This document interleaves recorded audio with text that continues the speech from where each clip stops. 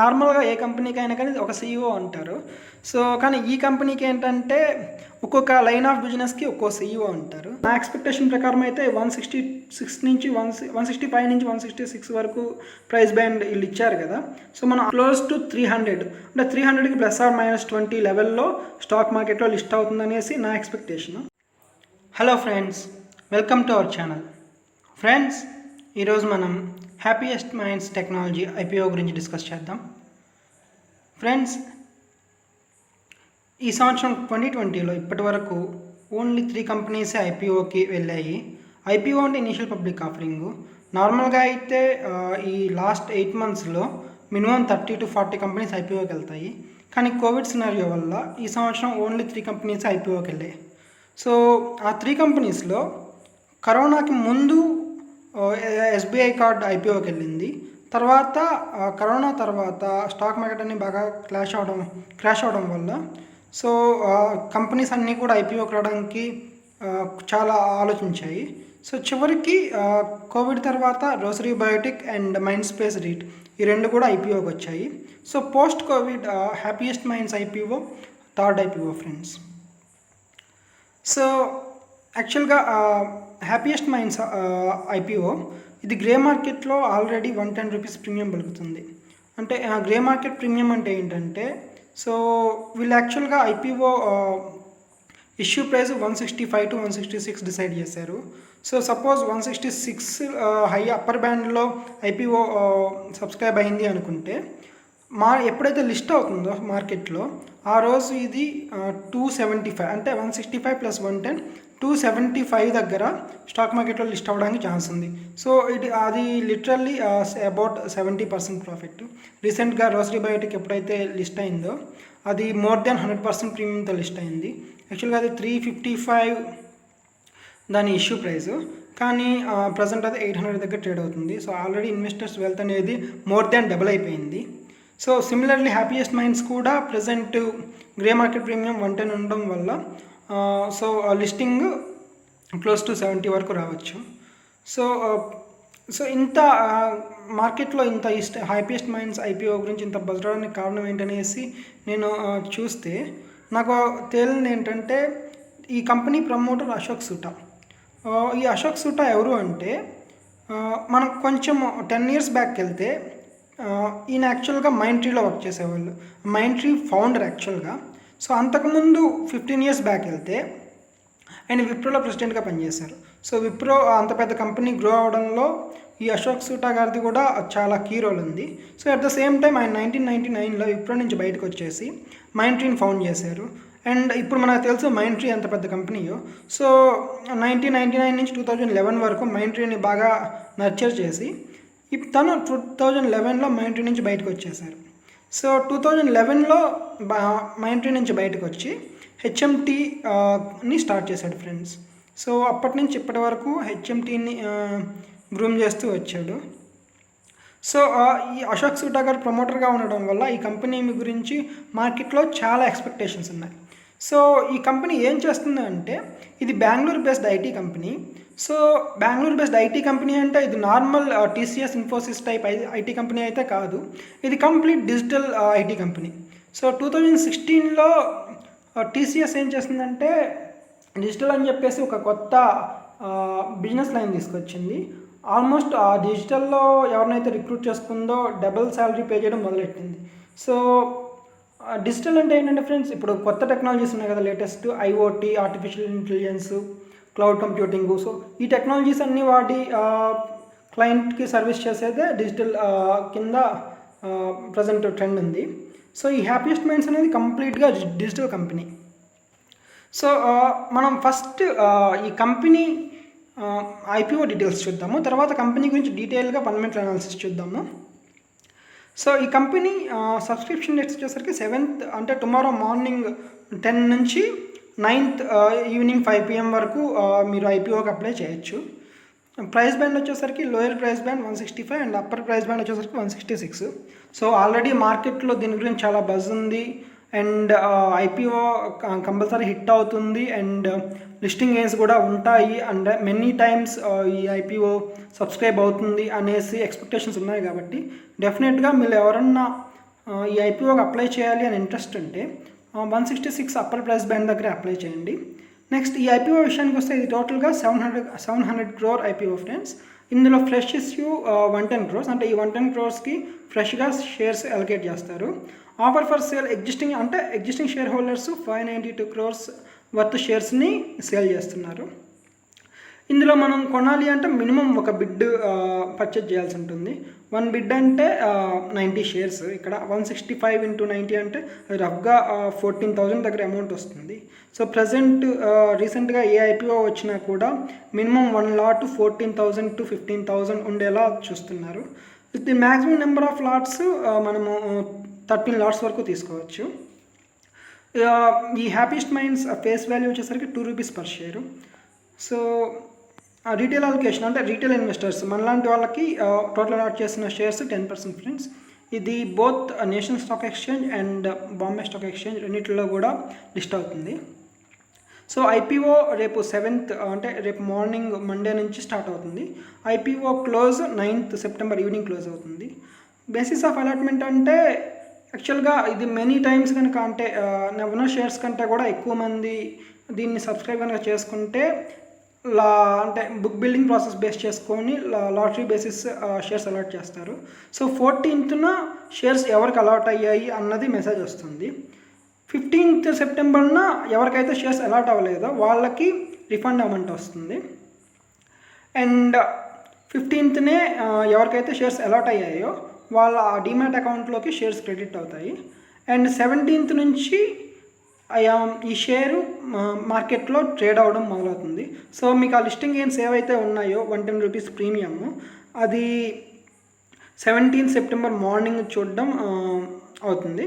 So యాక్చువల్గా నా expectation ప్రకారం అయితే 165 నుంచి 166 వరకు ప్రైస్ బ్యాండ్ వీళ్ళు ఇచ్చారు కదా. సో మనం ఆ ప్రైస్ బ్యాండ్లో మనం ఐపీఓ కనుక అప్లై చేస్తే సో ప్రజెంట్ నడుస్తున్న ట్రెండ్ ప్రకారం అయితే ఈ స్టాక్ 17th మార్నింగ్న క్లోజ్ టు 300 అంటే 300కి ±20 లెవెల్లో స్టాక్ మార్కెట్లో లిస్ట్ అవుతుందనేసి నా ఎక్స్పెక్టేషన్. సో ఇప్పుడు కేటగిరీ వైజ్ బ్రేకప్ అంటే యాంకర్ ఇన్వెస్టర్స్కి 315 crores అలాట్ చేశారు. ఆల్రెడీ ఆ 315 crores కంప్లీట్గా యాంకర్ ఇన్వెస్టర్స్ సబ్స్క్రైబ్ చేసుకున్నారు.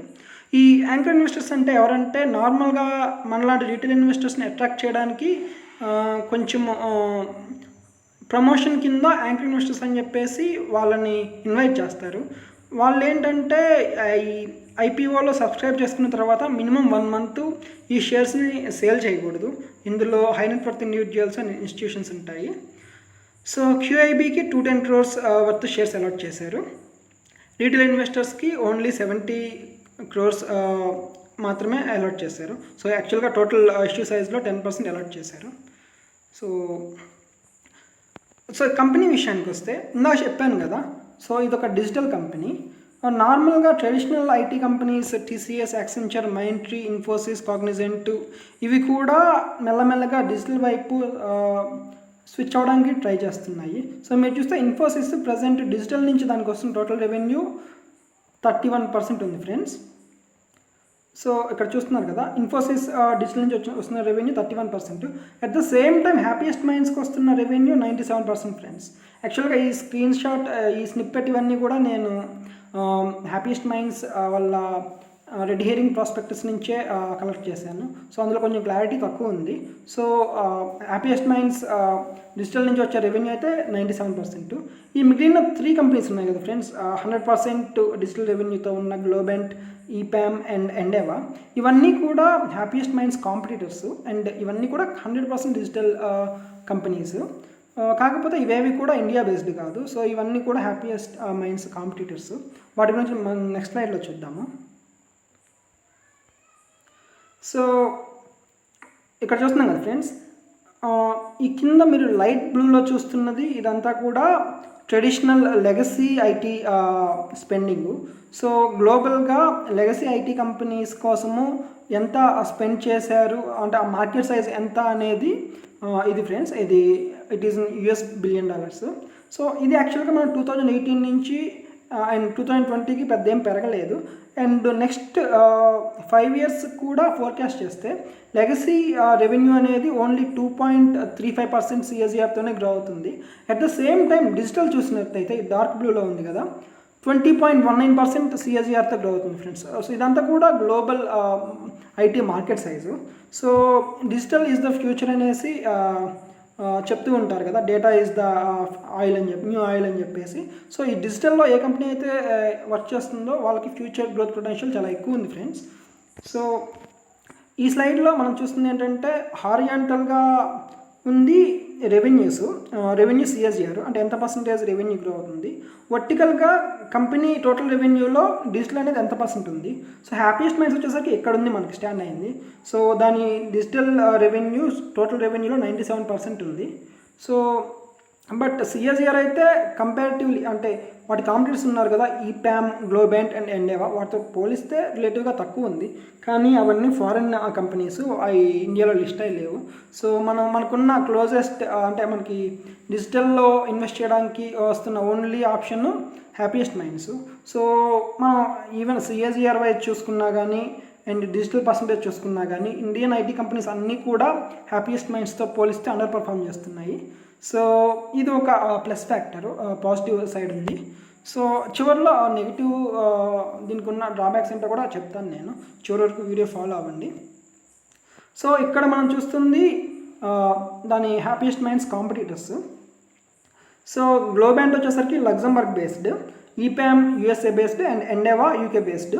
సో వాటి market cap present Happiest Minds ఇంకా లిస్ట్ అవ్వలేదు కాబట్టి మనం కంపేర్ చేయలేము.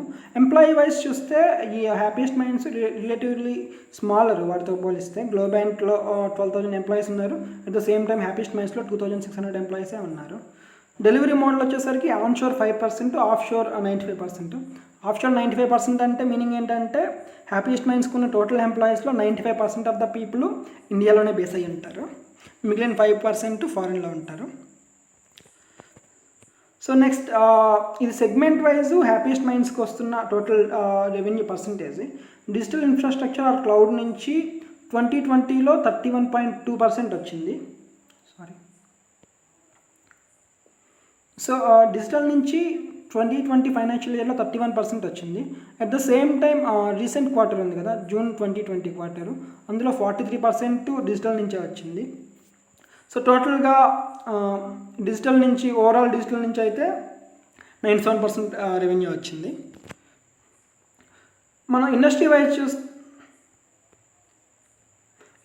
చూస్తే ఎడ్యుటెక్ నుంచి 18%, హైటెక్ నుంచి 24%, బ్యాంకింగ్ అండ్ ఫైనాన్షియల్ సర్వీసెస్ నుంచి 18%, ట్రావెల్ అండ్ మీడియా నుంచి 11% రెవెన్యూ ఉంది. సో ఇది Happiest Minds total employee count friends. యాక్చువల్గా ఇది బెంగళూరు బేస్డ్ కంపెనీ అండ్ బెంగళూరులో టోటల్ 2,600 ఎంప్లాయీస్ ఉన్నారు. టోటల్ ఎంప్లాయీస్ 2,900, అందులో 2,600 అంటే more than 90% of the employees బెంగళూరులోనే ఉన్నారు. కొంచెం 200 అండ్ 100 ఎంప్లాయీస్ నోయిడా అండ్ పూణేలో ఉన్నారు ఫ్రెండ్స్. సో రెవెన్యూ వైజ్ చూస్తే ఇది 2018లో 462 crores ఉంది ఫ్రెండ్స్. 2018లో 462 crores ఉంది. అక్కడి నుంచి 698 crores గ్రో అయింది. 2018లో యాక్చువల్గా లాస్లో ఉంది, 22 crores లాస్. అక్కడి నుంచి 2019లో 14 crores ప్రాఫిట్, 2020లో 71 crores ప్రాఫిట్కి వచ్చింది. సో Q1 2020లో అయితే 1 quarterలో 20 crores 50 crores ప్రాఫిట్స్ వచ్చాయి. సో ఇదే కనుక మనము ఎంటైర్ ఇయర్కి అప్రాక్సిమేషన్ వేసుకుంటే 200 crores 2021 ఫైనాన్షియల్ ఇయర్ 2021లో మనకి 200 crores ప్రాఫిట్ వస్తుంది అని ఎస్టిమేట్ చేసుకోవచ్చు. ఈపీఎస్ చూస్తే ఫైనాన్షియల్ ఇయర్ 2020లో బేసిక్ ఈపీఎస్ 7% వచ్చింది. డైల్యూటెడ్ ఈపీఎస్ వచ్చేసరికి 5.36 వచ్చింది ఫ్రెండ్స్. సో ఈ ఈపీఎస్ బేస్ చేసుకొని మనం నెక్స్ట్ స్లైడ్లో పిఈ రేషియో క్యాలిక్యులేట్ చేద్దాము. ఫ్రెండ్స్ ఇక్కడ చెప్పాను కదా, ఈపీఎస్ 7.04 ఉంది, డైల్యూటెడ్ ఈపీఎస్ 5.36 ఉంది. సో మన ప్రైస్ బ్యాండ్ 165 నుంచి 166 ఇచ్చారు కదా. సో 165 నుంచి 166 ఇచ్చారు కదా ప్రైస్ బ్యాండ్. సో అవి రెండు మనం ప్రైస్ని ఎర్నింగ్తో డివైడ్ చేస్తే, ఎర్నింగ్ పర్ షేర్తో డివైడ్ చేస్తే మనకు వస్తున్న పిఈ రేషియో 30.7 నుంచి 30.97 వరకు ఉంది ఫ్రెండ్స్. సో ఈ ఈపీఎస్ అంటే ఏంటి, పిఈ అంటే ఏంటి, ఫేస్ వాల్యూ ఇందాక చూసాం మనము, పీబీ అంటే ఏంటి, ఇవన్నీ కనుక అర్థం కానట్లయితే పైన నేను ఐ బటన్లో లింక్ పెట్టాను. స్టాక్ మార్కెట్లో బేసిక్ ఈపీఎస్ అంటే ఏంటి, పిఈ రేషియో అంటే ఏంటి, పీబీ రేషియో అంటే ఏంటి, ఫేస్ వాల్యూ అంటే ఏంటి, మార్కెట్ క్యాప్ అంటే ఏంటి, ఫ్రీ ఫ్లోట్ మార్కెట్ క్యాప్ అంటే ఏంటి, ఈ టర్మ్స్ అన్నిటి గురించి నేను డీటెయిల్ వీడియో చేశాను. పైన ఐ బటన్లో వీడియో పెట్టాను. సో ఆ వీడియో చూడండి. So next at the same time 2020 June quarter EPS 3.73 వచ్చింది. దీన్ని మనము ఇందాక నేను చెప్పాను కదా 50 crores ప్రాఫిట్ వచ్చిందనేసి, దాని ఆ quarter EPS per share 3 rupees వచ్చింది.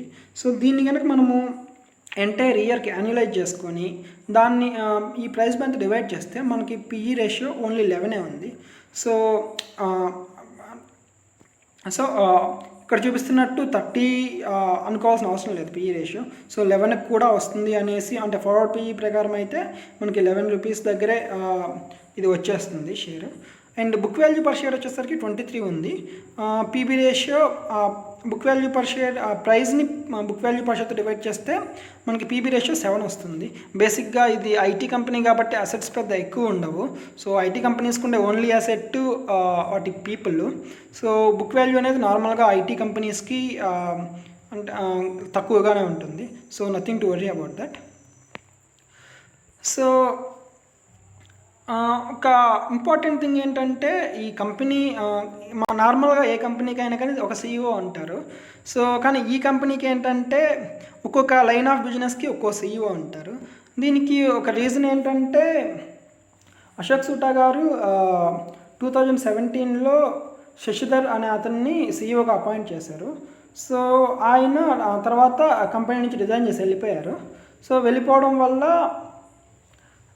తర్వాత అశోక్ సూటా గారు ఫ్యూచర్లో కంపెనీని చూసుకునే వాళ్ళు ఎవరు అని మొత్తం చూసే ప్రాసెస్లో ఈ డెసిషన్ తీసుకున్నారు. ఒక సీఈఓ కాదు, ప్రతి లైన్ ఆఫ్ బిజినెస్కి ఒక సీఈఓని అపాయింట్ చేసి వాళ్ళందరినీ కూడా ఎగ్జిక్యూటివ్ చైర్మన్గా నేను మేనేజ్ చేస్తారు. ఇక ఈ ఐపీఓ విషయానికి వస్తే నా పర్సనల్ ఒపీనియన్ ఎలా ఉంది అంటే, నేనైతే ఈ ఐపీఓకి అప్లై చేస్తాను. సో నాకైతే లిస్టింగ్ గెయిన్స్ వస్తాయన్న హోప్ ఉంది. సో అది కాకుండా లాంగ్ టర్మ్ పర్స్పెక్టివ్లో చూస్తే అశోక్ సూటా గారు నాకు కనిపించిన డ్రాబ్యాక్ ఏంటంటే కూడా ఆయన విప్రోలో కానీ మైండ్ ట్రీలో కానీ కన్సిస్టెంట్గా ఎప్పుడూ ఉండలేదు. ప్రతి కంపెనీని గ్రో అయిన తర్వాత అక్కడి నుంచి వెళ్ళిపోయేసి నెక్స్ట్ ఇంకో కంపెనీ స్టార్ట్ చేయడం అలా చేశారు. కానీ ప్రజెంట్ అయితే ఆయన ఏజ్ ఆల్రెడీ చాలా ఎక్కువ ఉంది. సో ఈ కంపెనీ కూడా లాంగ్ టర్మ్లో ఆయన అందులోనే ఉంటారని ఎక్స్పెక్ట్ చేయను. సో ఆయన ఉన్నారనేసి అయితే మీరు ఎవరైనా ఇంట్రెస్ట్ ఉంటే అది కంప్లీట్గా దాని మీద అయితే డెసిషన్ తీసుకోలేము. అట్ ద సేమ్ టైం ఈ కంపెనీ సీనియర్ మేనేజ్మెంట్లో కూడా చాలామంది రిజైన్ చేసి వెళ్ళిపోయారు. సో అది ఒక డ్రాబ్యాక్. అండ్ సో నేను ప్రస్తుతానికైతే లిస్టింగ్ గెయిన్స్ కోసము అంటే ఈ ఐపీఓకి అప్లై చేస్తాను. సో ఇది నా పర్సనల్ వ్యూ. లాంగ్ టర్మ్లో మాత్రము నేను సిచ్యువేషన్ బేస్ చేసుకొని నా డెసిషన్ తీసుకుంటాను. కానీ వన్ మోర్ ఇంపార్టెంట్ థింగ్ ఏంటంటే, ప్రజెంట్ మార్కెట్ ఆల్రెడీ 13,000 లెవెల్ నుంచి 8,000 లెవెల్కి పడిపోయేసి మళ్ళీ తిరిగి ఇప్పుడు 11,000 లెవెల్కి బౌన్స్ అయింది. కానీ యాక్చువల్గా ఈ ఐపీఓ ఈ హ్యాపీయెస్ట్ మైండ్స్ తిరిగి లిస్ట్ అయ్యేది మార్కెట్లో September 17th. రేపటి నుంచి September 17th 10 days గ్యాప్ ఉంది. ఈ 10 daysలో కనుక మార్కెట్లో ఏమైనా అడ్వర్స్ అంటే ఏమన్నా సిచ్యువేషన్ ఏమన్నా బ్యాడ్ అయితే సో ఆ ఇంపాక్ట్ ఖచ్చితంగా ఈ హ్యాపీయెస్ట్ మైండ్స్ ఐపీఓ మీద ఉంటుంది. సో అది కూడా కన్సిడర్ చేసుకొని లిస్టింగ్ గెయిన్స్ కోసం ఈ ఐపీఓకి అప్లై చేసేవాళ్ళు అది కూడా కన్సిడర్ చేసుకొని డెసిషన్ తీసుకోండి. So thank you friends. ఈ వీడియో కనుక మీకు నచ్చినట్లయితే తప్పకుండా లైక్ చేయండి, నా ఛానల్ని సబ్స్క్రైబ్ చేయండి. Thank you friends. Thank you so much.